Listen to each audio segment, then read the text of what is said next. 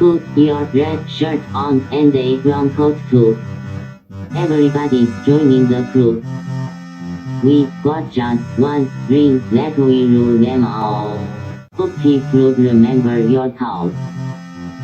Get your Uru feathers and your Middle guns. A sonic screwdriver or a sword +1. Use Valerian steel it will get you to come. To the pit, tank. To the pit, tank. The Rocky Mountain pit, tank.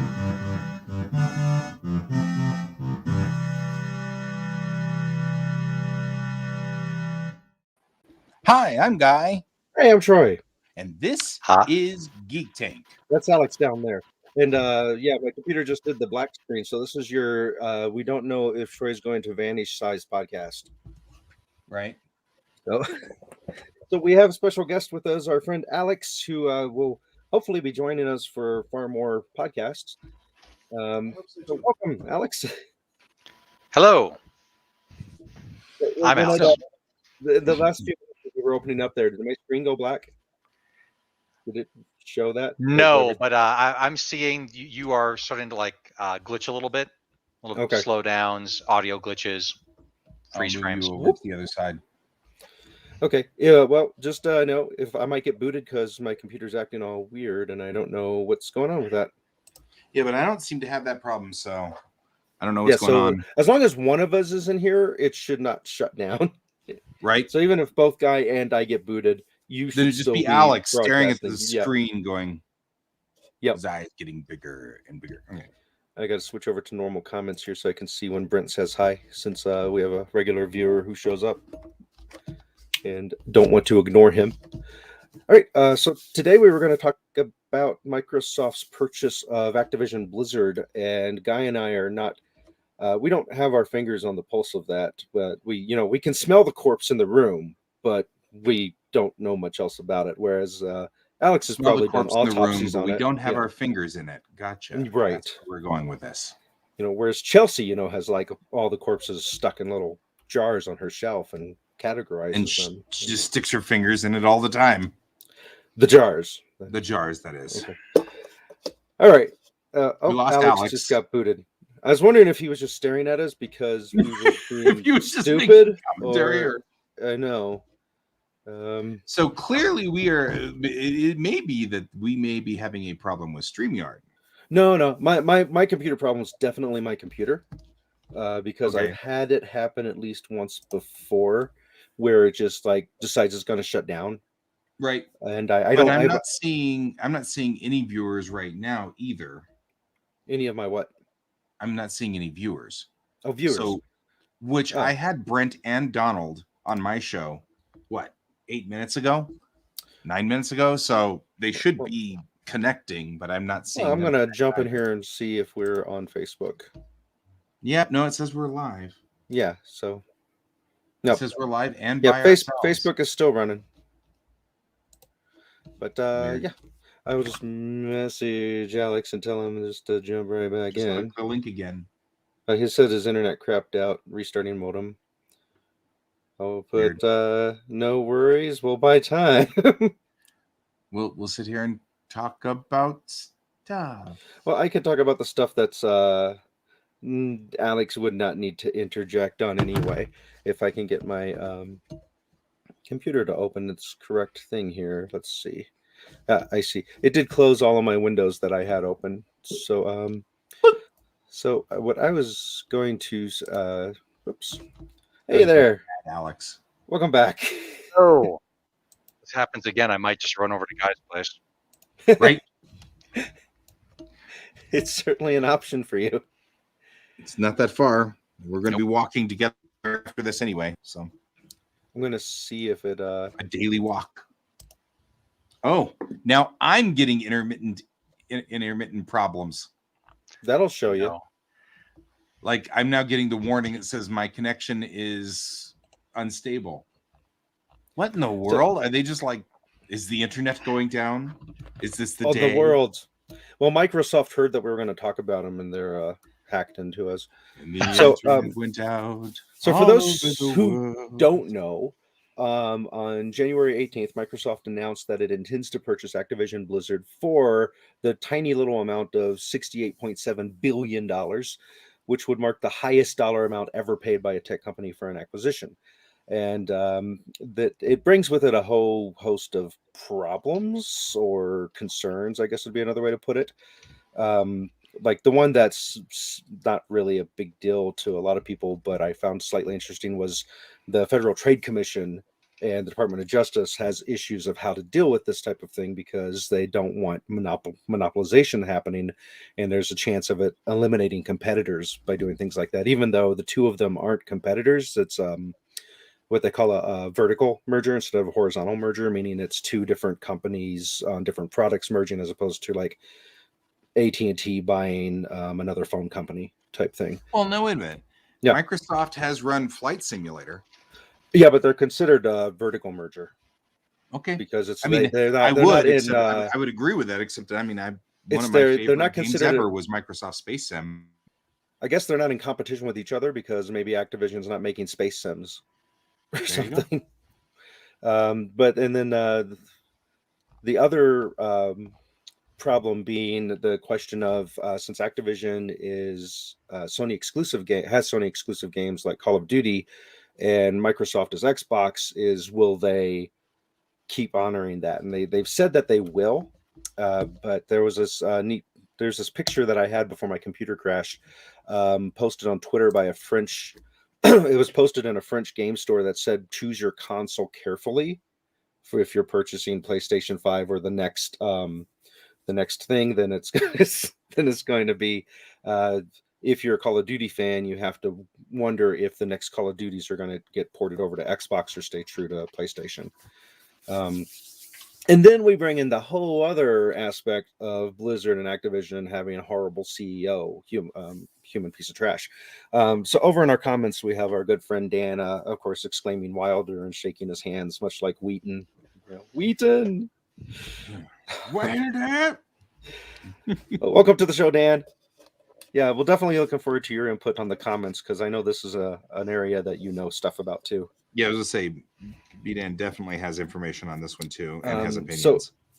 So where to start with? Did you say his name was Bobby Kotick? Kotick. Who knows? Kotick? Well, okay, I don't have it in front of me. But the he's currently CEO, and whether he stays CEO or not, we'll see in 2023 when the deal is confirmed. But as Alex and I were talking about before the show started, it really doesn't matter. He won't care where he goes because he's a billionaire at this point. And I don't know of any of the specifics and how much of the specifics we want to go into, but one of the problem that was happening with Activision Blizzard, as I understand it, was they're not unionized, and so they were abusing the rights of their workers, and they had what was termed a frat boy environment, atmosphere, which was sexually harassing females, and there was lots of racism and such going on as well, from what I understand. That's why we have Alex here, because maybe you've heard more than I have. I don't know. That's really the long and short of it. Just having a terrible work environment and just, keeping people down, abusing their workers in many different ways. I think quality control department is on strike right now. Mm-hmm. And has said that they're going to continue the strike even though this sale is going on. But yeah, no, it's crazy. I mean, heck, it got so bad that somebody killed themselves. Whoa, right. That's pretty serious. Mm-hmm. Yeah. And I mean, that's like a statement. Yeah, and honestly, they're probably contractually obligated to keep on having Sony exclusives going to Sony. But once that contract's up, yeah, who knows? Yeah. Wow. So yeah, like that's. Yeah, and as far as you say, I mean, you said that does Microsoft even make games? They have a little thing called the Xbox series of consoles and a little game called Halo. Right, Halo. That's a may have big heard deal. of, as well as many others, and they bought up a bunch of other studios as well. So yeah, no, I mean, once that got announced, it's not only consumers who have to look at what console they want to have in the future. If they want to just buy one console and keep it for half a dozen years, it's also the game developers. do you want to sit there and spend the time to make sure your game works on PlayStation, on a Sony platform, when Sony is only worth $23 billion, Right. where Microsoft is worth 2.3 trillion, and is going to have that much more clout, not only in marketing their product, getting their product to stores, but also on just games made and who's getting noticed. Wow, that is a lot of freaking money. It's a lot of money. I heard one of the big things that's for Microsoft making the purchase too is it's really opening up their access to mobile games, which I guess they weren't as into as Activision and Blizzard or something. I of course, when my computer crashed, all my windows closed, so I no longer have all my information in front of me. Right. Yeah, I didn't hear so much the mobile market, but that wouldn't surprise me. I mean, that seems to be mostly Google and Apple. But there's also the I've heard talk about the Asian markets, like most most of the Japan, Korea, all that they mostly go with PlayStation. But there is an in there for other developers. I mean, if you look at Activision, I mean, StarCraft 2 is still played, and such competitively. At least it used to be. I might be out of the loop on that because it's not my style of game. Mm-hmm. But no, it's just a ton of money. It's a ton of clout. It's a ton of, I mean, developers large and small asking themselves, what do we want to try to publish on? Where do we want to put our resources? And honestly, I think that this will probably fairly good for the consumer and over the next couple years. But I also think over the long term, once a de facto winner is declared, if you look at most people's defenses of capitalism are, well, competition keeps prices low while keeping quality up. Mm-hmm. Well, if you have a de facto winner and there's not as much competition, where's that going to put your quality? Where's that going to put your prices? There's already been pushes in the game industry to raise the prices of video games. Yeah. Look at that. Hey, Forrest, I know that guy. I know that guy too. The Candy Crush line, yeah. So they're getting that, which is. Oh man, I always forget that Activision Blizzard owns Candy Crush. Yeah, so that's a good point. That's a solid point because now, I mean, Candy Crush is everywhere. A lot of people use it. A lot of people play that game. Yeah, and the commercial had a song from Bjork, which was just so blew my mind. It's important. Yes, it is important. When Iceland's own as well. When Iceland's own living pixie does the music for it, it's important. Yeah, I'm not a Call of Duty player, but of course I know that that's a huge title for a lot of people, and people buy it, and it's I guess I can see them keeping it with Activision, but once the contract runs out, making it cross-platformed, which for the consumer obviously be good, but not so good for PlayStation. Right. It seems like that's gonna kind of smack this is all going to smack PlayStation hard. Sony is going to have to do something about this. So it's but yeah, I know there's a couple of people I know, and then of course because of that I also understand a lot of other people have been protesting Blizzard games and Activision games ever since it came out about their problems. Like Chelsea no longer plays. She used to play, what was it?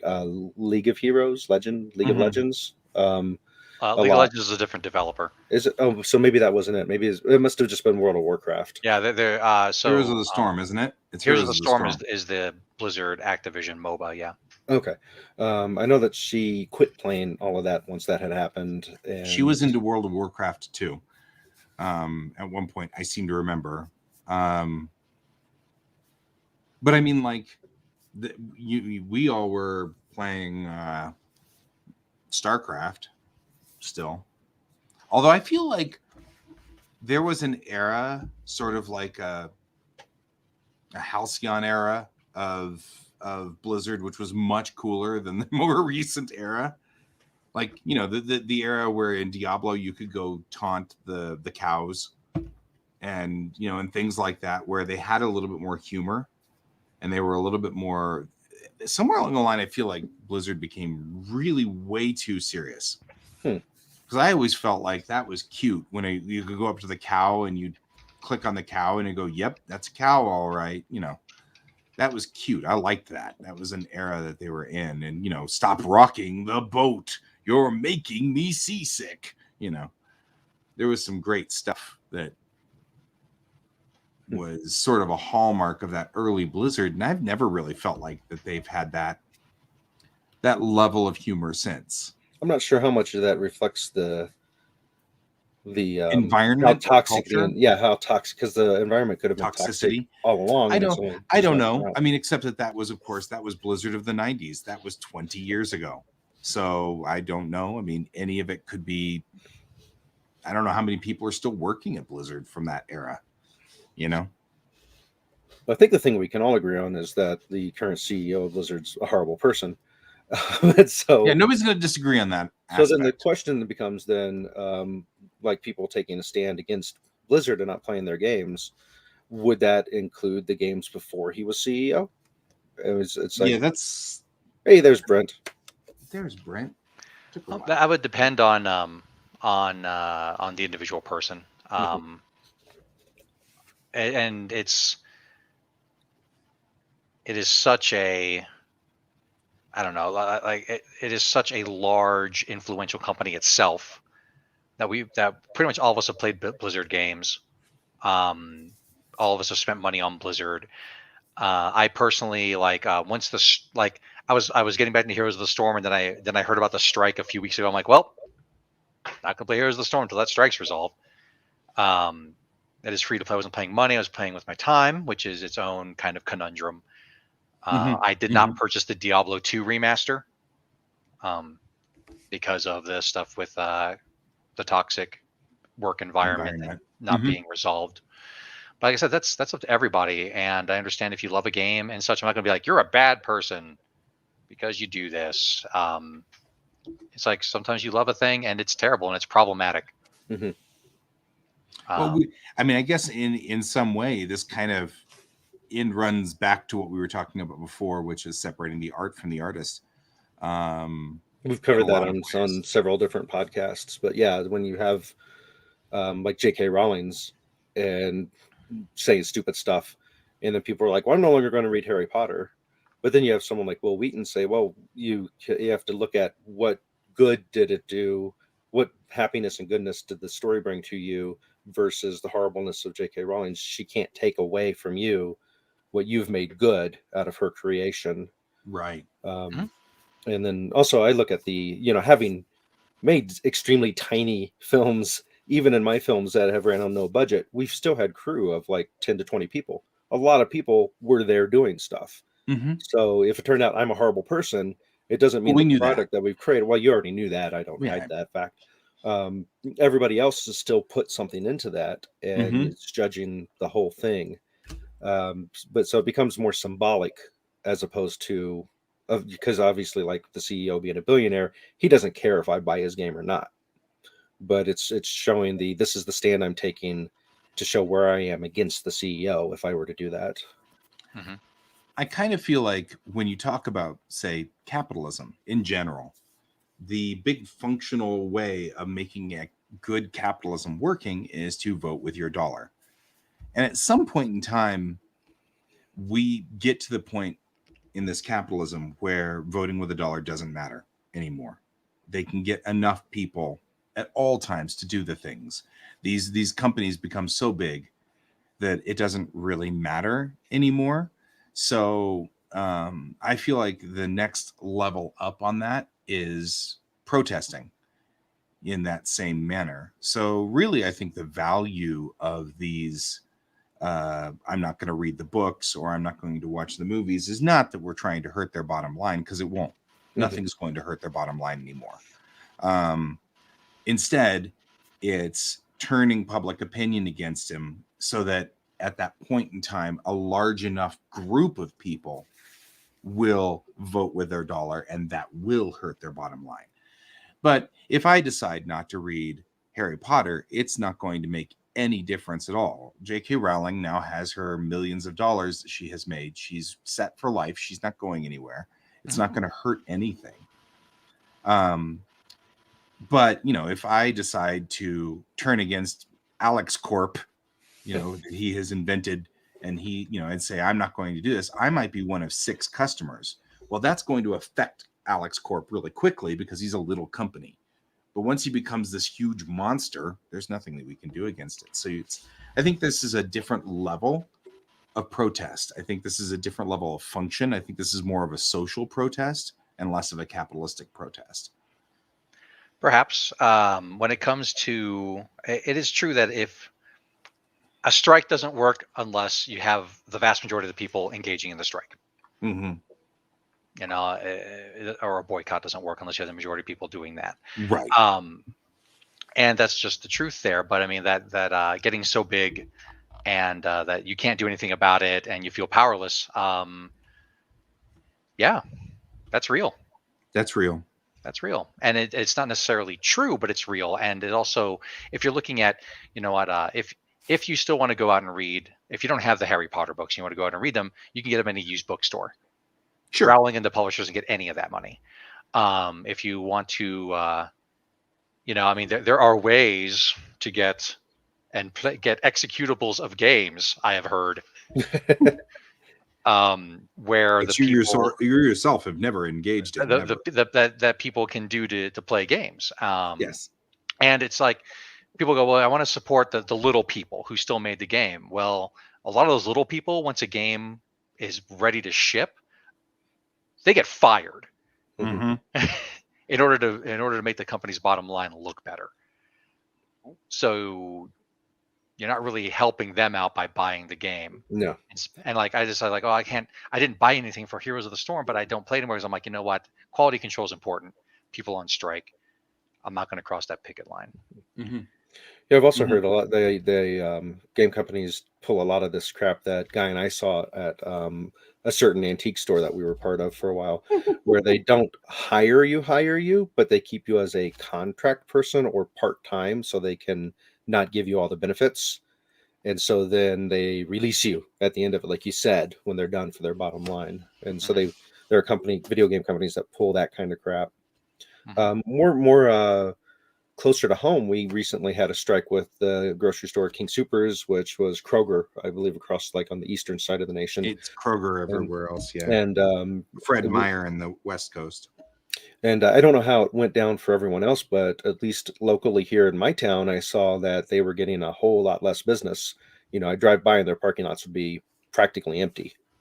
So that's a level of where, and I don't know what they ultimately ended up, how close they got to what they were asking for as a union, but they did settle on something because the strikes. I know that I have a friend who works in groceries, and he works for he works for Safeway, a different chain, but it's the same union.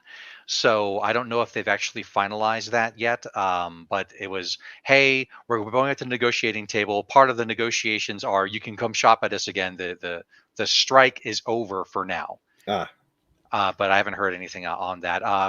Looking at Brent and Forrest's comments, yeah, I mean, I agree. Hopefully they can sit there and just hose out the place. And get some good people in. Unfortunately, it looks like the sale's not going to be final till next year. Yeah, we'll see what develops. And this is as with most things in life, this is nuanced. We can't just sit there and go like, Activision bad, people bad, Microsoft bad. It's complicated. It's so I absolutely concur. That's an important point, Alex.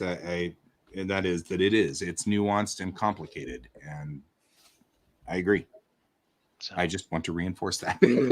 I have nothing to add. I'm just reinforcing it. Yeah, good job, Guy. Good job. Yeah. Thank you. Hopefully this is a net positive for, if nothing else, the company and the people who work there. Yeah. I never want to wish ill on people these days. Or if I do, it's because I'm being a jerk. Right. So. I find it fascinating that there has been a lot of discussion about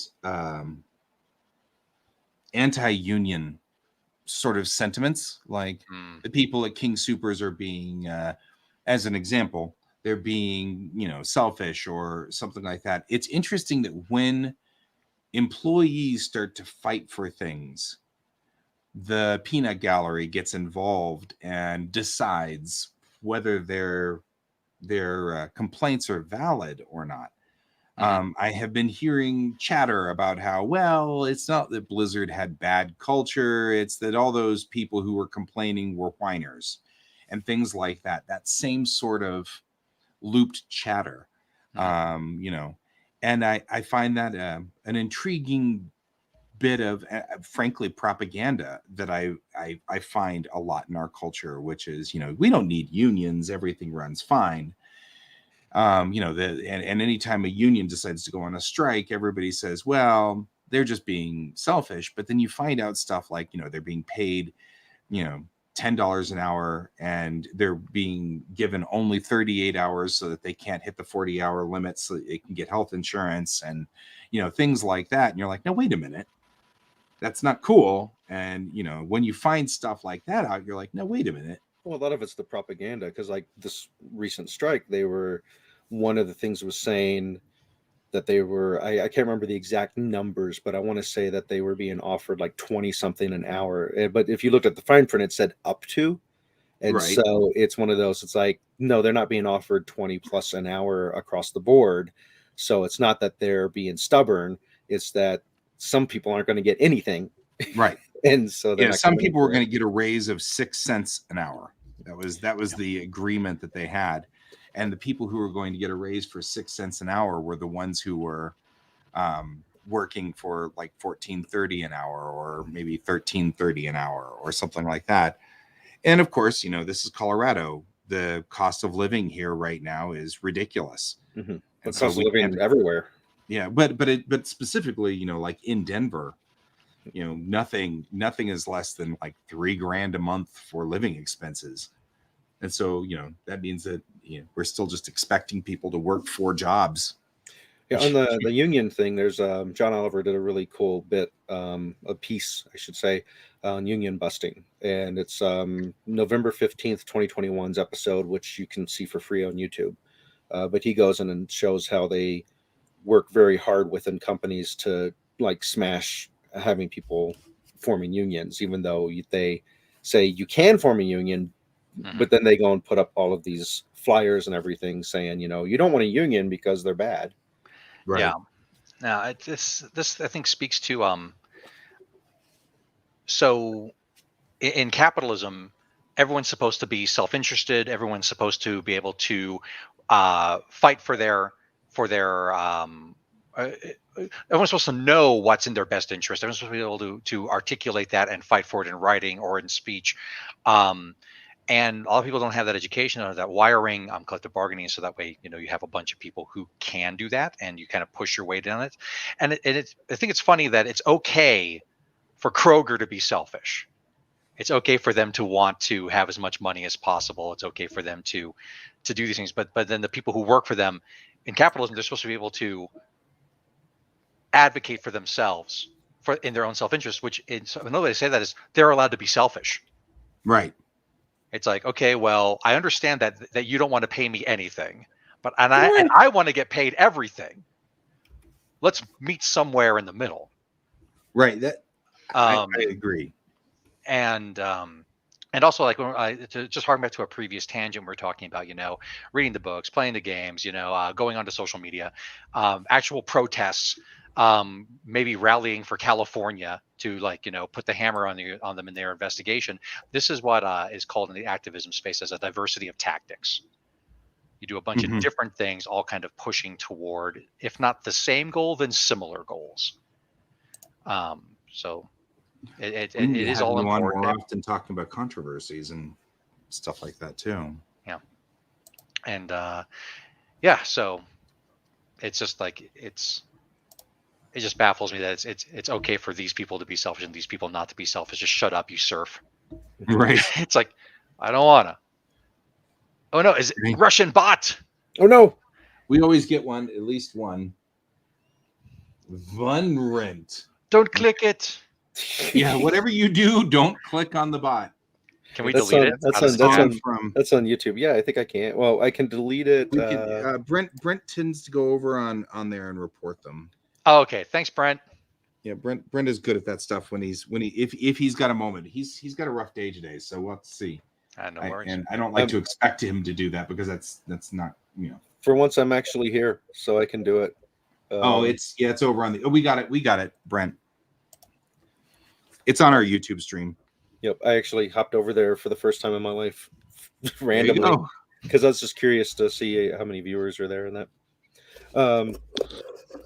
Yeah, it's interesting to me too that we have that one person in our group who is, I think, anti-union.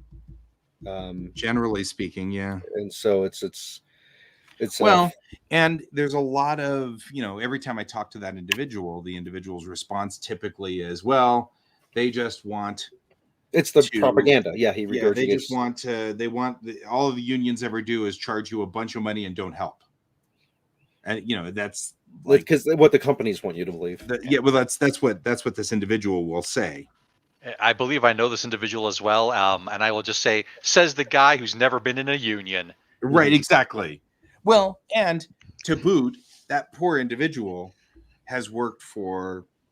Could use a union. Could use the union because the company that individual works for constantly makes him work overtime, constantly makes him, and it is exactly the stuff that you need a union for. He does very efficient work, so the person in charge of him adds more work since he can do it, and so he's working through weekends. He's working through, you know, and of course to say no would be to turn down money, and would also be disloyal. And this individual has a strong sense of loyalty. Yeah, so it becomes one of those things where it's like this actual individual really does need a union. Yeah, as I understand it, the Japanese culture has when you're an employee, you have a loyalty to your company. But typically, from what I understand too, the company looks out for your best interest. The company keeps you for the remainder of your life, effectively. So when you have a Japanese mentality of loyalty for an American capitalism company, you're going to get people abused. Mm-hmm. Yeah. Not that he's Japanese. I just... the Japanese have a word for working yourself to death, and Americans, on average, work more than Japanese do. To Brent's comment, yeah, some unions are bad. Some unions don't represent their basically their people correctly, just like some elected officials don't represent their constituents, you know, well. Yeah. I personally was thinking about going to work for the post office because I was like, you know what, I can walk. I love walking outside. I love carrying heavy stuff and all that.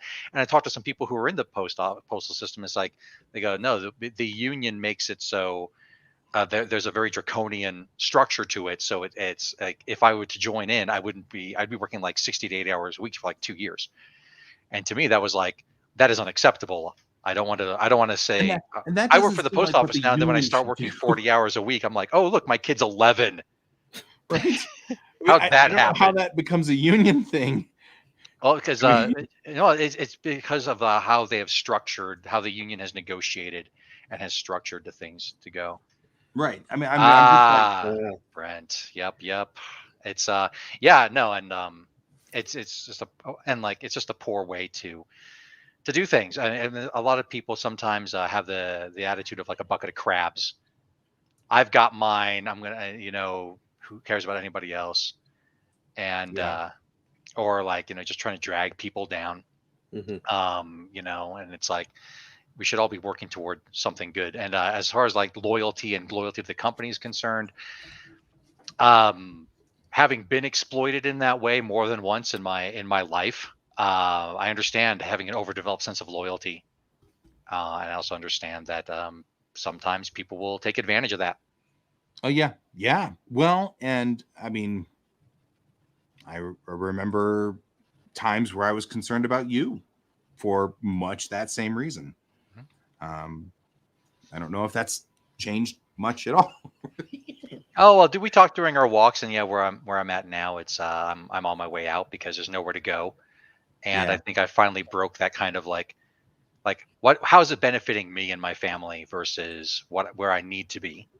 Right. And so Right. I have lots of flexibility where I work now, but the job pays the bills and not much else. There's no retirement. Gotta get out. Yeah. You know? Sometimes you just got to leave. Yeah. It's time to go. And that's okay. I think the biggest problem that I've got is without a union, what do you have? And that's the biggest thing. Yeah, unions are kind of rough, and I agree with that. But without a union, what do you have? You don't have anything protecting you. And I think about things like it's just been 100 years since children were put in coal mines, and and workers would get black lung, and that was just accepted that was the nature of the business. You'd get into this, and then they would do things like build mining towns that were all owned by the company, so if you quit, you'd lose your house, and things like that. That's not ancient history. That's 1920. That was 100 years ago. And so I feel that I agree that some unions suck, and they really do. But to get rid of all unions would put us back in the crosshairs of things that really were pretty horrible.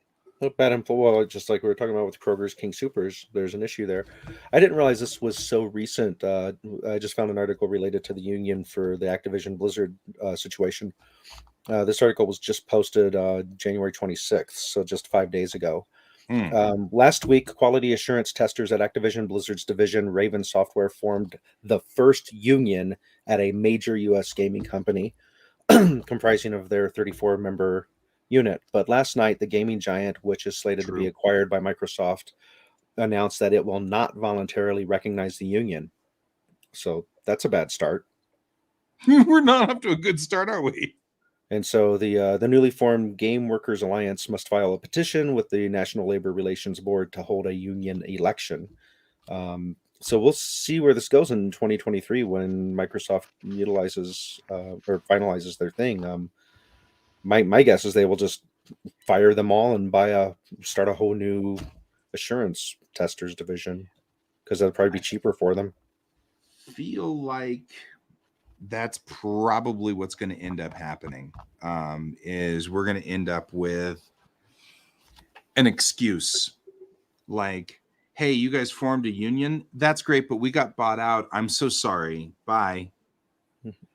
And then they can start a whole new thing and fill that with Microsoft employees or whatever fits. There's always weirdness during a reorganization. I don't know. I guess we don't say a bunch of different things. The work that I do right now is mostly in insurance. It's all insurance related. And so one of our big clients, they got bought out by another big client, and there was this giant reorg where suddenly we weren't getting lots of stuff to do from those companies, because they were kind of figuring out who's staying, who's leaving, how do these departments look. And of course, when it comes to us who service that industry, things get weird. Right. And not even 100 years ago. Yeah, it's amazing. The people who are powerless are usually poor and almost always exploited. It's just it is the way that our system is set up, and the people who continue to exploit will continue to do that. And sometimes unions work, and sometimes they don't. Yeah, sometimes they do, and sometimes they don't. And but I keep looking at it and going, but what is the alternative? Oh no, I mean, I think that people should be able to organize and use that collective power, from even in the workplace, in the in our government. It's supposed to be representative. I do think it's funny that it's funny that we talk about democracy and the republic as far as government's concerned, but it's okay to have like a king in your workplace. That seems weird to me. It does seem weird. Speaking of kings and workplaces, we should acknowledge our sponsors. Yes, we should. I don't have that script. No, we should give it to you. Well, at the end, here's the thing you only need to know. At the end, when he says, and all of us in unison are going to say your mom. Right. That's all you need to do. And Okay. here we go. Okay. Geek Tank is sponsored by Kieran Games, Geekway Homes, and Your mom. So Cool. yep. That's a thing. So That's a thing. that's a thing. All right. But yeah, I mean, it's definitely the folks that pay the bills. Definitely a thing that's fascinating. And you're right that there is a king, and we are expected as employees of a business. And I mean, yeah, I mean, hey, Donald. And I mean, it is true. When you have a business, I am a firm believer in too many cooks in the kitchen spoil the broth. And so when we have a project, usually in our group, we'll look around and we'll say, okay, Alex is in charge of this project. Alex has the most, most need or whatever. He's got the sword. He's the one with the most likely to do the project correctly. So we all defer to Alex. But then the next project comes around and it might be Troy. And so Troy is in charge of the project because Troy is the one who has the most interest in the project, yada, yada, yada. I feel like we found this out way back in the days of Obsidian. Exactly. We found this out because of our movie making projects, which was if you have 4 people in charge, we will argue over whether this should be capitalized or not. And it will spend 4 days in this horrible hell. And there needs to be somebody who listens to all of the things that are going on and then says, okay, yeah, I agree that this needs to be capitalized, but you know what? It's not going to be. And then we just leave it. Right. And we learned that the hard way. We learned that because you can't do it by democracy. You can't do it by 100% democracy either, because then the people who get outvoted, their feelings get hurt. Right. And then they feel like they've lost investment in the project. So you've got to have an agreement beforehand. Yeah. Whereas with a job, you want to, at least in the aspect we came up with, you still have a say and it's still considered, and the outcomes weighed. I was actually Alex's brother's boss for a short amount of time, way back when I was CFO of a company that did after school programs, and your brother was one of our quest leaders. And the thing that I'm most proud about with that job and being in that position is I convinced the CEO, the owner, of like, hey, we're all doing the exact same job. Everybody should be getting paid the exact same amount of money, because where the difference comes in is the amount of hours we put in. We put in more hours. So by default, we're going to naturally make more money, but our hourly wage should be the same if we're doing the same work. Right. And I got him to see that was the wisdom correct, the wisdom of that. And so we were all making what should be at least minimum wage now, which was $15 an hour. And this was like 10 years ago, 11 years ago. Right. But that was one of those where there's a difference between being the king and dictating and just being the person who's in charge of organizing stuff and making sure all of the gears are in place and moving correctly. Yeah, I concur on that. Like, I do the convention thing and leadership roles in a couple of them, and I think of myself more as like I'm the captain of the pirate ship, which means that I'm in charge nominally until something bad happens. Then you put your captain hat on, and you're in charge. Then I'm in charge of this battle that we're in, this naval engagement. Yarr! And and such, and because, and so like at the VGR, I do more of the logistical setup at Mile High Con. I'm definitely and this is, I mean, gosh, I've known some of you for forever. Like, yeah, like my judgment is trusted. And so my people do their thing. And then when something comes up, like it inevitably does, then I make the decision and I'm on point. Well, and it is interesting, it is also fascinating, by the way, because technically I am Troy's boss. Mm-hmm. But I do thing here. Cool. Yeah, but I mean, like when it comes to like NDK, because I'm director level and Troy is area head level and stuff like that, and it's I don't. When I was younger, I liked the I'm in charge, everybody respect my authority sort of setup. And now I'm more like, oh God, please just make your own decision. It's like, I don't want to get involved. Why do you people keep coming to me with questions? Because you're in charge.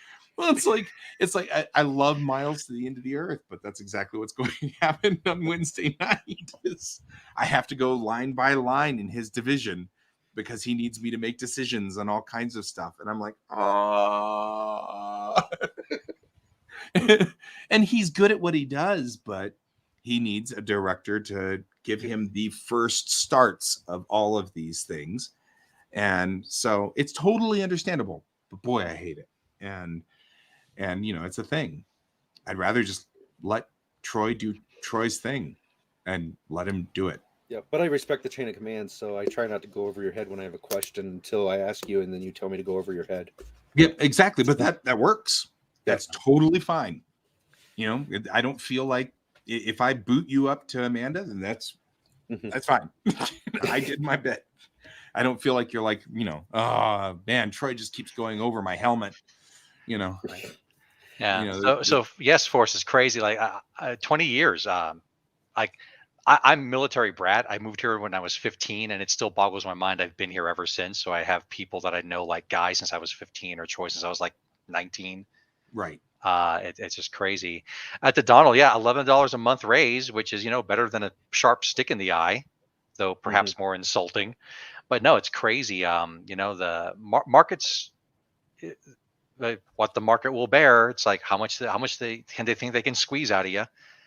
And of course, you're looking at groceries. It's like, okay, well, the people growing the groceries, how much can they charge? The people who are shipping the groceries, how much can they charge? How much for gas? How much can they charge?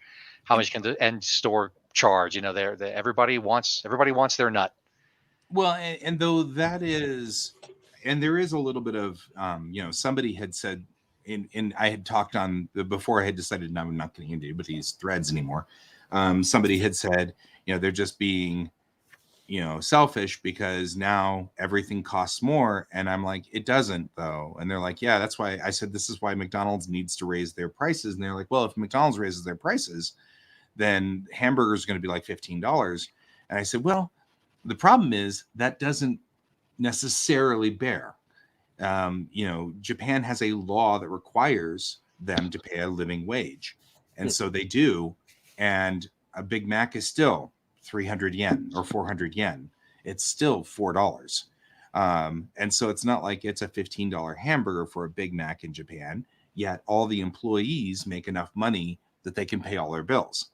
And the same thing is true for the Netherlands and a lot of the Scandinavian countries, which usually do the same kind of things, impose some kind of law like that. And to be fair, I mean, King Soopers made something in the order of $15 billion last year or something like that. So it's not like they're hurting. And I would prefer that all restaurants that have servers raise all their prices by 20% just off the bat, and then just get rid of tips. Except that they won't. But that's, yeah, I mean, but that's because, I mean, it's frustrating to me that there are people who won't tip. Yeah. And I blame the restaurant for not picking up that slack, realizing if we give some people an option to pay more money or not pay more money, they're going to obviously choose not to pay more money. So you've got to remove the option.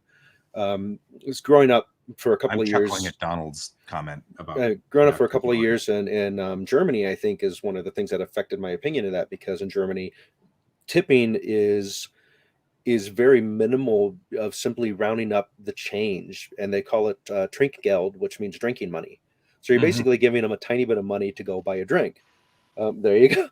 And so that sounds so very German. So leaving 50 cents or 75 cents on $100 bill is normal, and they're not offended by it because they don't expect anything from you. It's just you're saving them the trouble of having to do math and bring you back some change. Well, in Japan, they'll chase you down in the parking lot and give you back your change. Yeah, they think you made a math mistake. They think you made a mathematical stupid error. American who can't do math. Yeah. It actually is an offense in Japan. If you insist on giving them money, then the argument that what you're saying culturally is your staff is so bad at their job that you really need to hire better staff. Oh, I thought the insult would be that you don't pay your workers enough. That's sort of the same thing. It's like all of that. It's either your staff is so bad or you don't. What it's saying is you really need help. you know, it's kind of like that. Ooh, that's such a bad restaurant. You really need help. Here, take some extra money. Go get some help. I don't know how many episodes of Geek Tank you've seen, Alex, but this is typical of us to rabbit hole like this in our episodes. Okay. So we've I was wandered wondering. way off topic. yeah, well, today we're going to talk about nuclear disarmament, and then 5 minutes later we're talking about something entirely different. So, However, I don't think this is the last time we're going to have Alex on the show because A, Alex has said he wanted to join us more often, and B, he brings a wealth of knowledge that, I mean, very specifically, all of us have different aspects that we all do. And one of the things that Troy and I have always said about Geek Tank is we want it to be more just about geeks and less about Troy and Guy talking a lot. So bringing we would have on board all of to our talk friends about on the various show. things is great in my book. Yeah, it's different viewpoints are super important to have. Yeah. So Yeah, to Donald's comment, yeah, it's like just having someone at the helm. I mean, having been in subordinate positions and a lot of things, just having someone at the helm that you know kind of what they want done. I mean, what Patton say? Patton said, "Don't tell people what to do. Tell people what needs to be done." Yep. And they will astound you with their ingenuity and their results. And I have been trying to do that more often now. I try to go to Troy and say, Troy, this is what needs to happen, rather than, Troy, I am telling you now to do X, Y, or Z. He knows what my mission, my vision for the dojo is, and then he can accomplish that however he wishes to accomplish that. And sometimes the things that Troy comes up with are better than what I had in mind. And always. so, like everything. So like, I'm like, no, you do that. You keep doing that one. That one's better than mine. I don't like mine as much. To address what Brent said, we will at some point do a show with you and pre-record it at a time that works for you. Yeah. Because we actually like having you on the show as well. All right. Is there anything else we want to do to address? Did you want to wrap up anything, Alex, before we go? Like, yeah, with any last Microsoft statements or... you want to make about Activision? No, just like it's one of those things that I mean, you never know how things are going to turn out, but you know, we take our previous experiences and kind of try to project and game out what's going to happen. And yeah, I mean, it's one of those things that's like you can just see how it's a big thing. It's a big deal. How exactly it's going to warp the industry, too soon to tell. But we can also say it's like, you know what? There's going to be lots of people who are going to be wondering about, do they want to develop for Sony? Heck, honestly, I mean, I looked at Sony's net worth and it's, you know, it's only, like I said, $23 billion. Depending on how much Microsoft really wants to throw its money weight around, they might approach Sony and go, hey, how about we buy up, you know, the PlayStation brand and Santa Monica Studios and everything else that you do basically in-house. And Sony is going to have to consider that. Yeah. Not too long ago, they Microsoft bought the company Bethesda and stuff, along with all of their line. I mean, it's like this is becoming every game ever was created by Microsoft sort of concept. And I can see why regulation is starting to think seriously about it. It's going to be either Sony or Microsoft. Yeah. And Sony's going to die somewhere along the line too. I mean, yeah, because we also have Nintendo, but I tend to agree with some other commentators that Nintendo is kind of their own thing. Like they don't seem to engage in a lot of the other odious industry things like crunch time generally. They have been having some of their own problems, like on the software side. But that's a different issue.